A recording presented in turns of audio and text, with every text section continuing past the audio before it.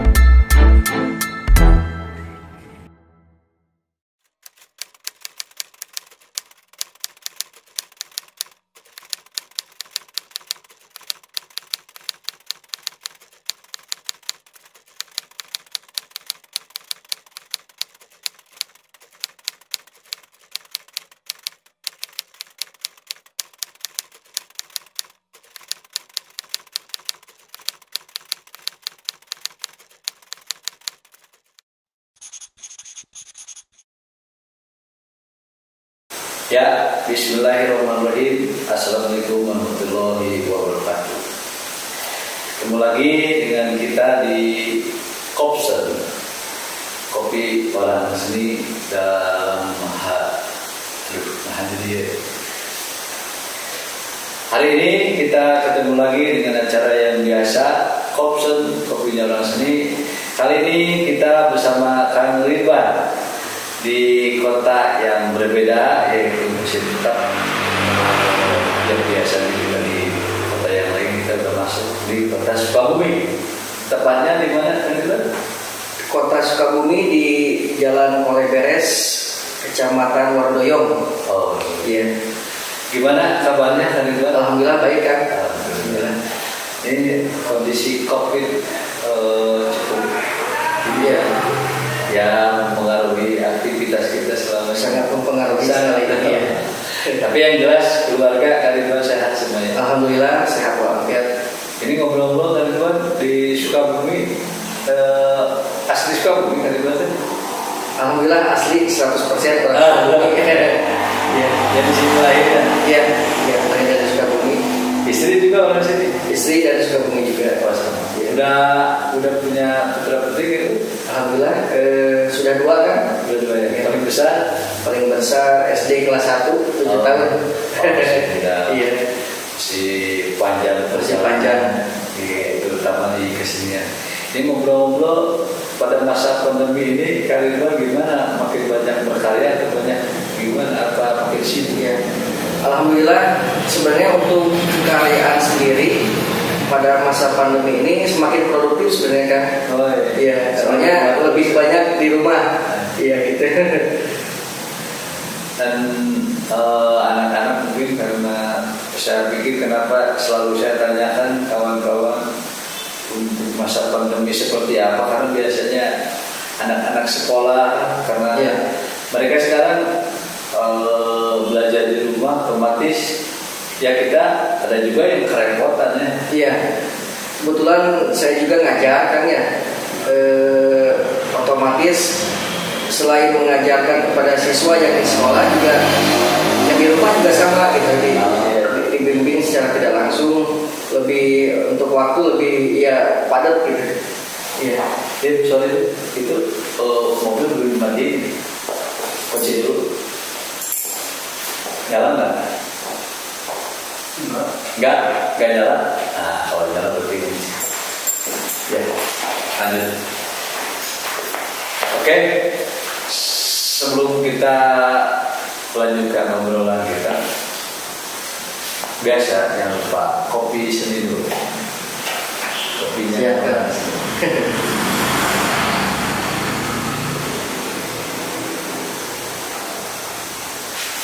Kang Ridwan ini kalau ngajar apa pelajaran? Untuk mengajar sendiri sesuai basic kan, jadi saya itu mengajar seni budaya di salah satu sekolah negeri SMP di Kota Sukabumi. Ya. Gue sekarang gimana online? Online, ya. Justru dengan online ini sebenarnya untuk guru sendiri lebih ribet sebenarnya untuk mengajar itu, karena dari berbagai pertama harus menyiapkan materi, baik itu perangkat, kemudian materi online-nya juga disiapkan, dan penilaian itu harus langsung dilihat oleh orang tua gitu. Jadi sebenarnya lebih ribet sebenarnya. Tapi walaupun aktivitas utama kita mengajar, tadi Kang Ridwan dari awal ternyata ketika COVID ini malah makin produktif. Alhamdulillah. Artinya emang dari pihak, kalau normal itu Kang Ridwan melukis sehari satu atau setelah COVID jadi 5 gitu gimana? Sebenarnya untuk pada masa sekarang ini biasa kalau minimal itu sebulan 1 biasanya. Kalau sekarang bisa 2, 3 gitu. Iya. Tapi kalau untuk untuk materi karya Ridwan ini yang tadi sudah kita review, sepertinya lebih dominan itu tidak lumrah ya untuk kalangan kesenian kita ya. Memang di Kopsen ini kita belum lebih dalam mengupas kekaryaan yang memiliki pesan atau sesuatu yang cukup mendalam ya. Yeah. Dalam kaitan ini karya Ridwan cukup menarik ya, termasuk saya pribadi, untuk mengungkap sejauh mana pemikiran atau konsep dari berkarya ini. Salah satunya mungkin dari mana dasar pemikiran Ridwan dalam mencoba mengangkat tema-tema tersebut, apakah yang aktual, apakah dari imajinasi, apakah apapun itu ya boleh diungkapkan. Ya. Kalau secara dasar sebenarnya kan setiap orang berkarya itu dari pengalaman estetis kan ya. Baik dia dari otodidak ataupun dari pendidikan gitu, pendidikan seni khususnya. Jadi karya yang telah saya buat ini mungkin salah satunya dari pengalaman saya sebagai artisan gitu ya. Artisan. Saya sudah 4 orang seniman, yang dari UPI juga ada, kemudian dari ITB, seniman ITB, dan terakhir itu dari seniman Filipina. Yang di sana pengalaman itu merangkum dan membuat dimensi pemikiran berkarya yang baru gitu. Saya campur adukan di situ. Ya mungkin jadinya seperti ini kebanyakannya gitu. Apakah Bang di sini akan tahu kan tadi bilang ada 4 yang akan menjadi artis dengan mungkin 4 gaya. Apakah dari 4 gaya itu akan ambil dijadiin satu atau seperti apa dari tema itu apa? Pertama dari komposisi itu sebenarnya simple sih kan, saya ambil dari beberapa layout, saya gabungkan di Photoshop beberapa layout, kemudian di print, saya tiru gitu. Tapi dengan konsep tertentu ya, sesuai dengan aktual itu sendiri. Terus apa lagi? Kemudian komposisi, kemudian dari pewarnaan juga, dari pewarnaan. Jadi apa yang berbeda dari pewarnaan yang akan tampilkan di sini? Ya, ternyata warna putih itu beragam kan, warna putih itu. Dari ada banyak sekali warna putih. Jadi ketika kita melihat objek yang akan kita gambar itu warna putihnya harus ternyata berbeda. Ada yang putih seperti ini agak abu-abuan, misalkan ini agak kuning gitu. Jadi warna putih sendiri bisa berbeda. Nah, ini sehubungan akan tadi ngobrol putih itu cukup menjadi pembahasan dari karya Akang. Apa semua karya Akang itu putihnya selalu ada? Apa putih dianalogikan jadi pemahaman yang lain secara tema? Sebenarnya untuk warna sendiri secara estetis itu untuk pelengkap saja kan. Tidak ada nilai yang istimewa dari sisi simbol warna gitu ya. Untuk warna sih sebenarnya atau mungkin tidak terlalu simbol dari sisi rasa yang ingin disampaikan secara psikologi gitu.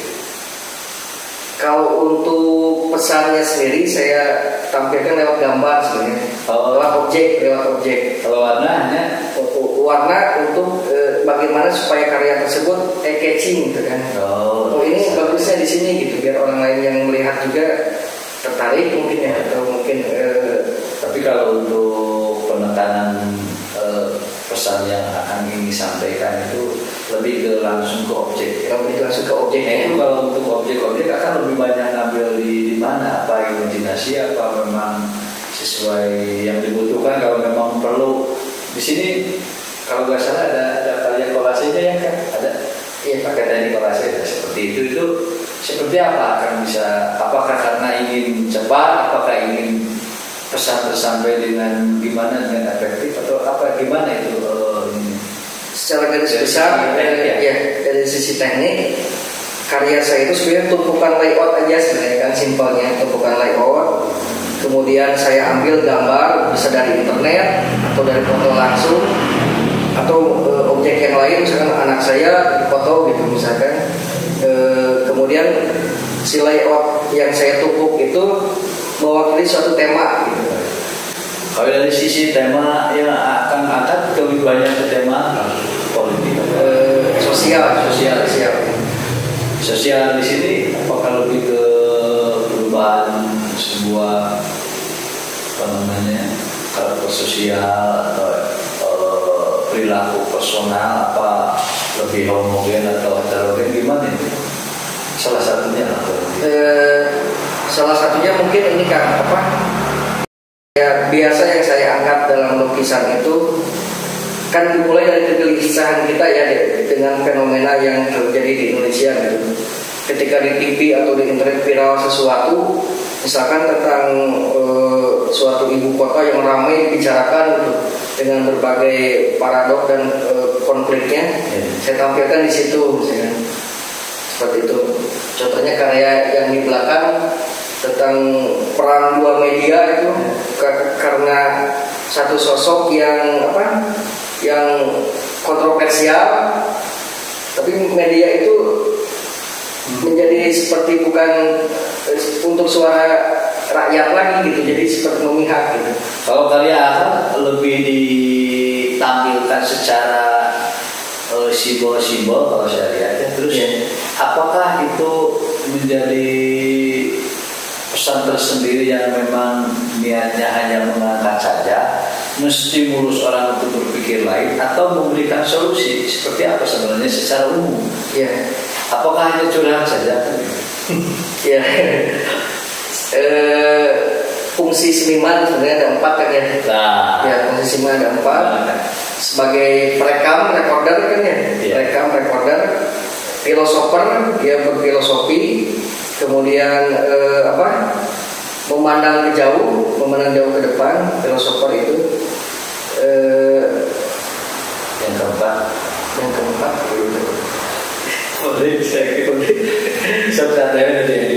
entertainment. Entertainment. Jadi bagaimana supaya orang suka sesuai pasar gitu. Kita berkarya disesuaikan dengan kesukaan orang lain atau masyarakat banyak. Itu gimana kan? Terus akan di wilayah mana? Sama karya-karya. Kalau semuanya digarap. Karya-karya saya sebenarnya lebih ke recordernya, menyimpan memori ya.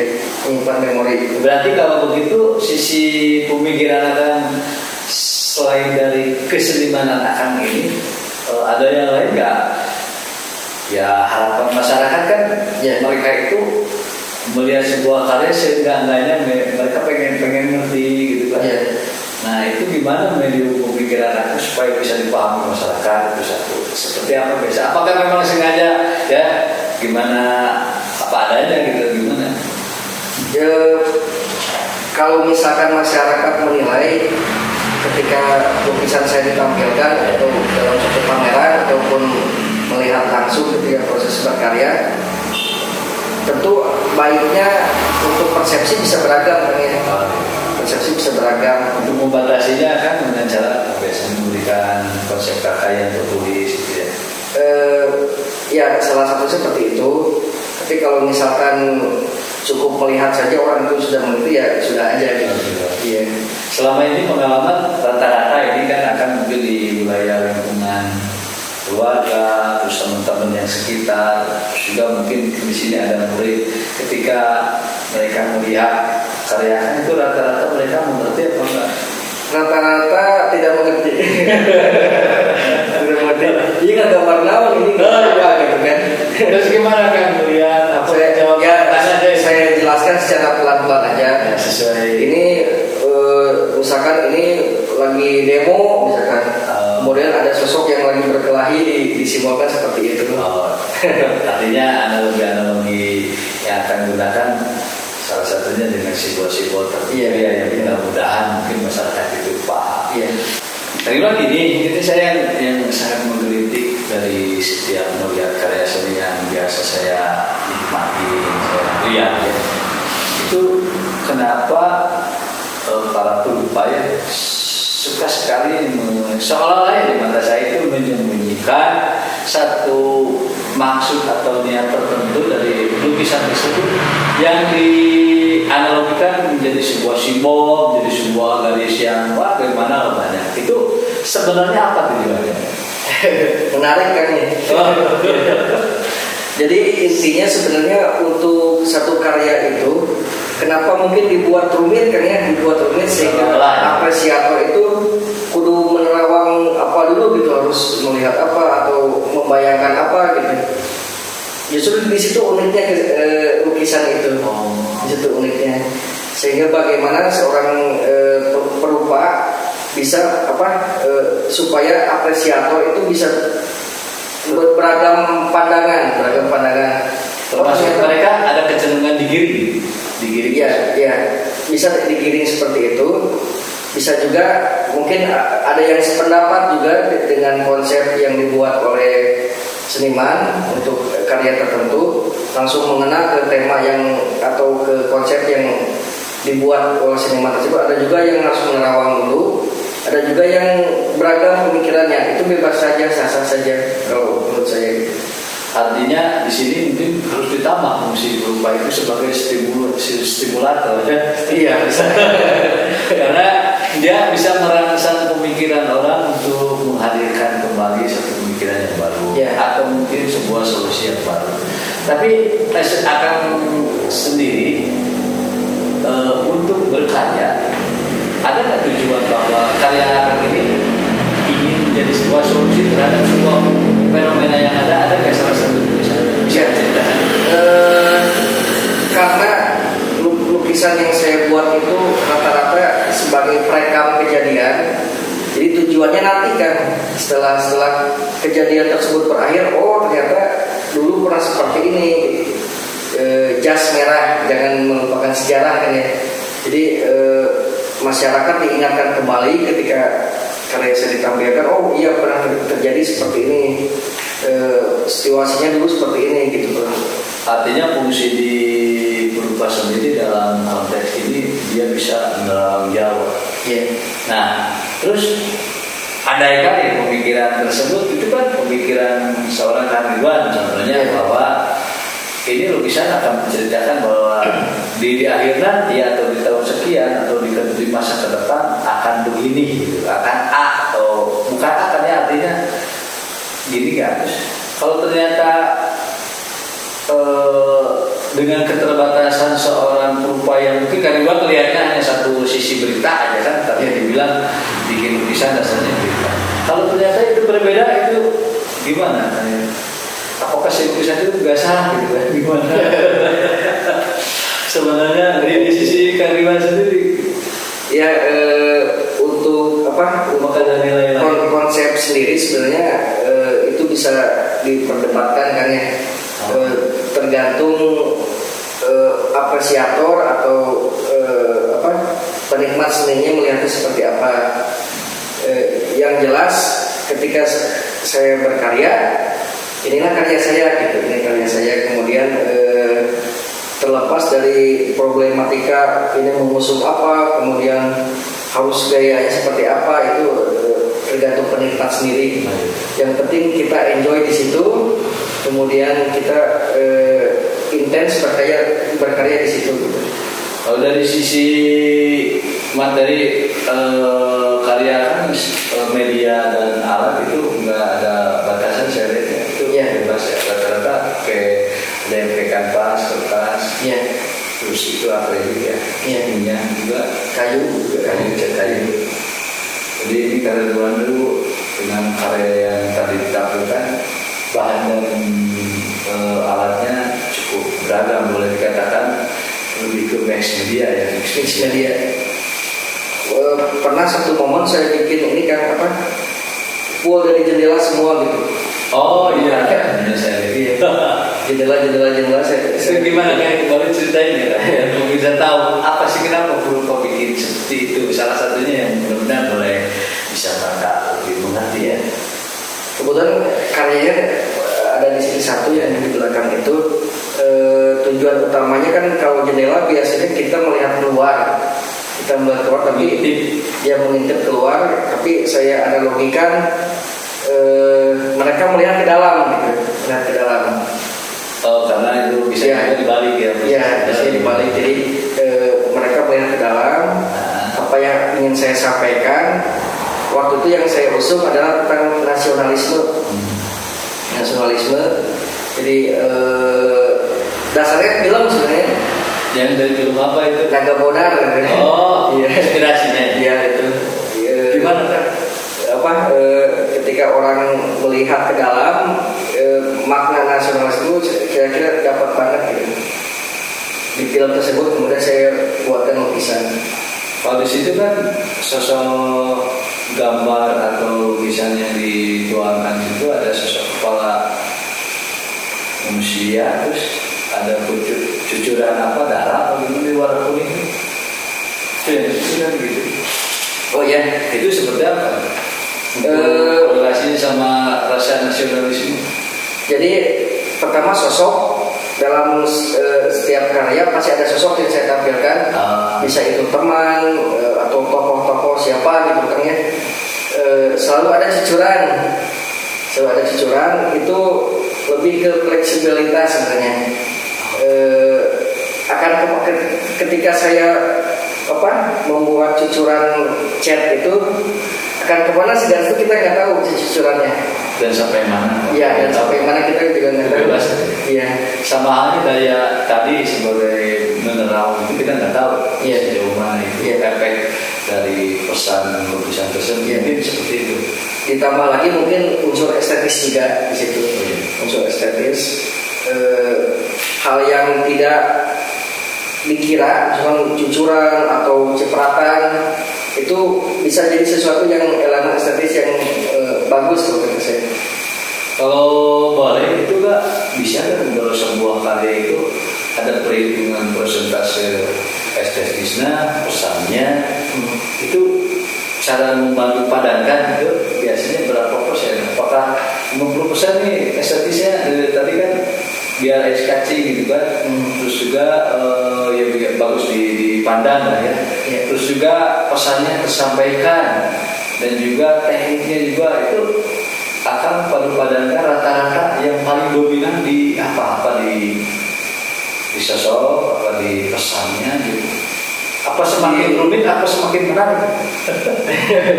Semakin rumit, semakin lama pengerjaannya. Tapi yang jelas, yang paling dominan saya coba menyampaikan pesan kan.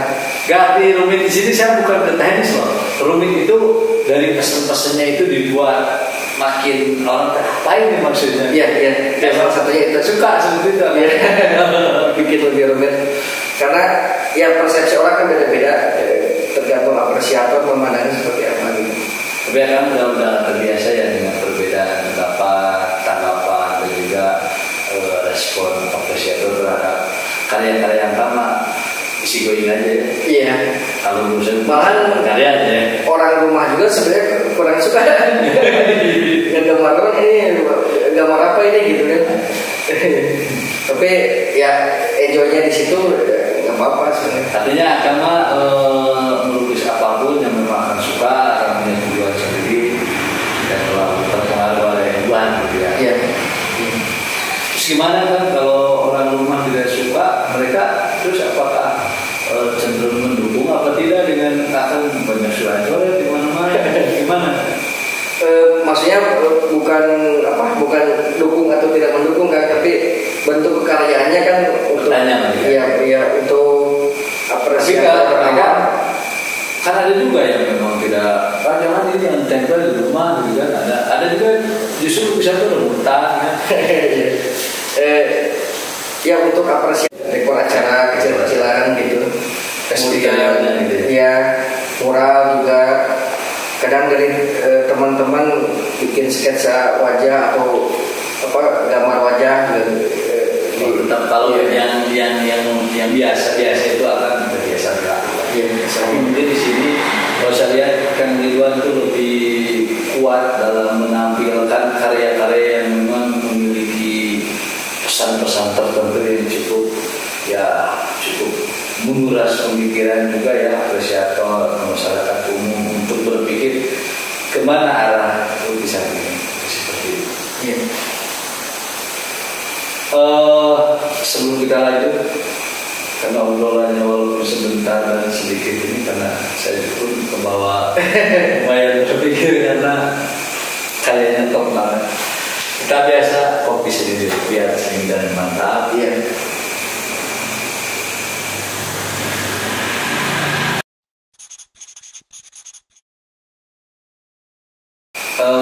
Kita lanjutkannya dengan obrolan yang tadi kita bahas mengenai karya Kang Ridwan ini yang cukup unik ya, dimana ada satu pertanyaan yang masih tetap selalu mengeritik ya, dan memang karyanya dibuat seperti ini yang banyak hal yang ingin dipertanyakan pada itu. Ini kita satu pertanyaan yang mungkin mudah-mudahan bisa dapat dicerna baik ya oleh para pemirsa, yaitu dari sisi teknik. Apakah Kang Ridwan setiap karya itu sama nggak teknik yang digunakan dari satu karya satu ke karya yang lain, atau memang seperti apa? Ya, pertama untuk teknik sendiri sebenarnya ada yang telah saya garap karya itu ada beberapa cara ya kan. Yang pertama yang biasa konvensional, melukis langsung misalnya. Kemudian penambahan objek di situ digarap dan finishingnya pasti dengan cucuran cat itu. Yang kedua yang mungkin baru untuk saya juga, saya coba garap di komputer pakai Photoshop, Corel, kemudian print kanvas, kemudian saya garap lagi gitu. Atau istilahnya apa ya, glitchy art kalau nggak salah seperti itu. Jadi hasil print kanvas itu saya gores kembali, saya garap kembali hingga hasilnya berbeda dengan yang di print itu gitu. Itu juga saya lihat ada seperti cetak dalam apa ini? Oh iya, cetak dalam ya untuk cetakan dari huruf mungkin kan. Karena untuk menulis huruf yang rapi itu agak kesulitan juga, jadi saya bikin cetakan kemudian dicocol gitu, cocol atau cetak dalam gitu. Seperti itu kan. Nah ini ngobrol-ngobrol kan dengan posisi berkarya di masa-masa kopi dan juga biasa normal, ini kan akan cukup sangat ya boleh dikatakan nggak banyak ya untuk satu karya 1 bulan. Iya. Sekarang di masa kopi jadi 1 bulan 2 karya ya karena tadi. Itu biasanya kan ada kegiatan lain nggak selain mengajar ini, terus juga melakukan kegiatan proses berkarya seperti ini yang kegiatan tersebut masih di luar minggu sudah lupa atau gimana? Di sekolah kan. Kebetulan di sekolah itu bagian sarana kan ya. Urus proyek di sekolah juga gitu. Iya. Sarana. Karena di sarana itu. Kalau hobi lain ada yang lain kan? Mancing apa kan? Ya kalau sempat mancing kan. Seminggu sekali lah gitu. Mancing ikan nila atau ikan mas. Iya. Gimana kayak bisa suka mancing? Karena ke bawah lingkungan ya? Ke bawah lingkungan, guru-guru biasanya suka mancing kan? Oh iya, disukai. Mancing atau main domino. Kalau waktu luang gitu.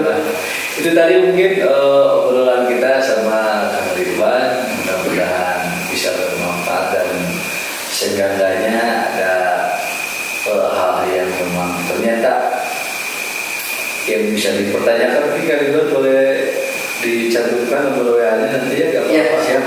Karena mungkin di acara ini kita juga terbatas ya. Ada ketika kita terjebak terhadap pemikiran yang lebih dalam mengenai sebuah karya, kadang juga dibatasi oleh banyak hal ya. Seperti halnya mungkin referensi yang kurang ya.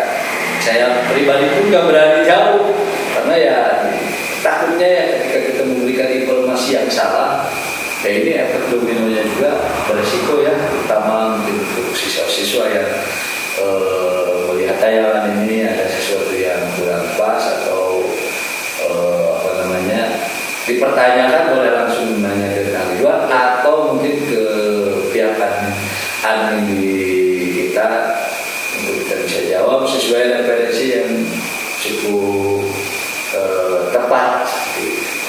Demikian mungkin obrolan ini, semoga bermanfaat dan menjadikan acara ini makin berkembang ke depannya dan otomatis bisa menstimulus kegiatan-kegiatan lain yang lebih oke ya dari acara ini. Saya pasti percaya kawan-kawan yang lain pun bisa membuat sebuah acara yang bisa lebih mantap. Oke, mungkin demikian dan tidak lupa kami mohon maaf atas segala yang kita sampaikan apabila tidak berkenan dan ada kekeliruan, mohon dikoreksi supaya kita bisa meminimalisir kesalahan dari apa yang kita ucapkan. Terima kasih Kak Ridwan. Iya, sama-sama. Wassalamualaikum warahmatullahi wabarakatuh.